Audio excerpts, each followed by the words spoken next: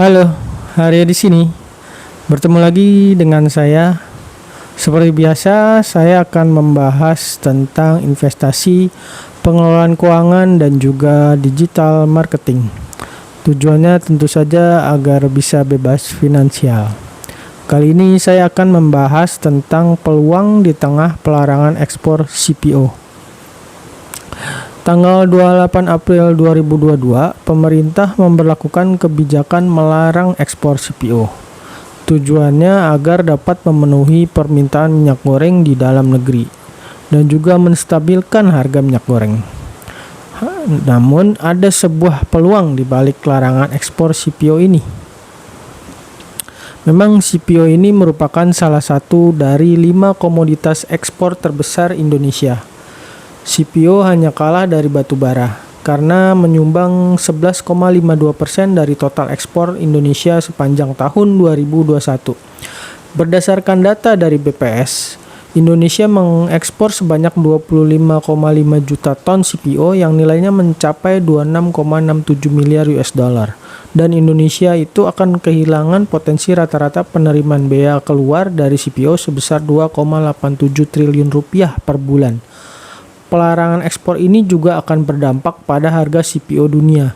Sesuai dengan hukum ekonomi, yaitu jika permintaan naik sementara penawaran berkurang, maka harga pun akan naik.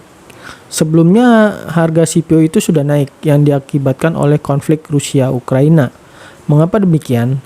Karena minyak nabati yang saat ini dikonsumsi oleh Eropa adalah minyak biji bunga matahari, dan produksinya itu berasal dari Ukraina. Sedangkan stok minyak biji bunga matahari sebentar lagi akan habis. Oleh sebab itu, kebutuhan minyak goreng ini pun menjadi meningkat. Disinilah peluang dari pelarangan ekspor CPO yang dilakukan oleh pemerintah. Ketika stok minyak goreng biji bunga matahari di Eropa habis, maka otomatis akan terus menaikkan harga CPO. Maka terkait hal tersebut, sebagai investor kita bisa mengambil peluang tersebut. Salah satunya adalah dengan membeli saham-saham minyak sawit atau saham-saham CPO. Dari sekian banyak emiten dalam industri kelapa sawit, ada beberapa emiten yang nilainya masih murah dengan fundamental yang bisa dikatakan baik. Tentu berdasarkan laporan keuangan tahun 2022 kuartal 1 per tanggal 5 Mei 2022, antara lain ANJT, Smart, dan TAPG. NJT atau PT Austindo Nusantara Jaya merupakan sebuah perusahaan yang menjalankan usaha perkebunan kelapa sawit.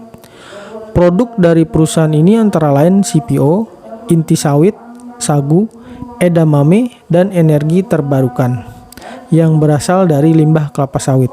Harga wajar dari emiten ini adalah Rp1.952 per lembar saham. Yang kedua adalah Smart atau Sinarmas Agro Resources and Technology, merupakan perusahaan yang menjalankan usaha berbasis kelapa sawit. Aktivitas utama perusahaan tersebut antara lain penanaman dan pemanenan pohon kelapa sawit, pengolahan tandan buah segar menjadi minyak sawit dan inti sawit, pemrosesan CPO menjadi produk industri dan konsumen seperti minyak goreng, margarin, dan shortening, serta perdagangan produk berbasis kelapa sawit ke seluruh dunia. Harga wajar dari emiten ini adalah Rp13.000 per lembar saham.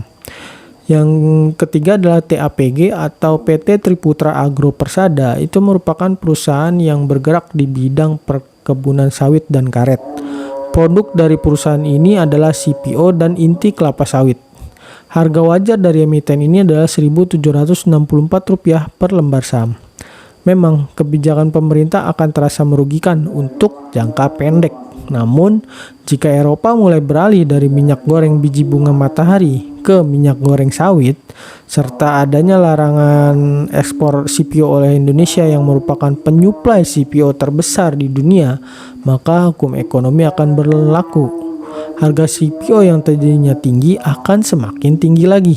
Dan itu bisa kita manfaatkan dengan membeli saham-saham yang bergerak dalam industri CPO.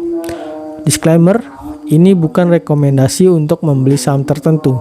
Saya hanya memberikan informasi saja. Untung dan rugi akibat transaksi dan investasi saham bukan tanggung jawab saya. Oke, sampai di sini pembahasan tentang peluang di tengah pelarangan ekspor CPO. Sampai jumpa lagi di konten berikutnya. Dah.